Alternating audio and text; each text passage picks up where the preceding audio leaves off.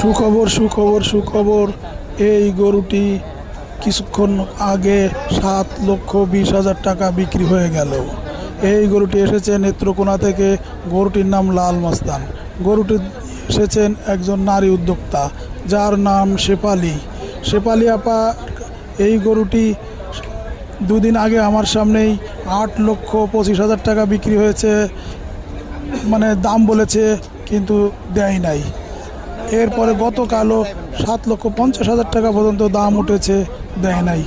আজকে কিছুক্ষণ আগে গরুটি 7,20,000 টাকা কিনে নিয়ে গেলেন। মাশাল্লাহ, আমি বলবো না গরুটির দাম কম হয়েছে, বলবো না গরুটির দাম বেশি হয়েছে। আমি বলবো 2025 কুরবানি উপলক্ষে এই গরুটি ন্যায্য দামে বিক্রি হয়েছে। আমাদের ক্রেতা এবং বিক্রেতা সবাইকে মাথায় রাখতে হবে যে এই ধরনের গরুর দাম কেমন হয়। এটা ন্যায্য দামে বিক্রি হয়েছে। গরুটি 7,20,000 টাকায় বিক্রি হয়েছে। আবারও বলছি, 7,20,000 টাকা।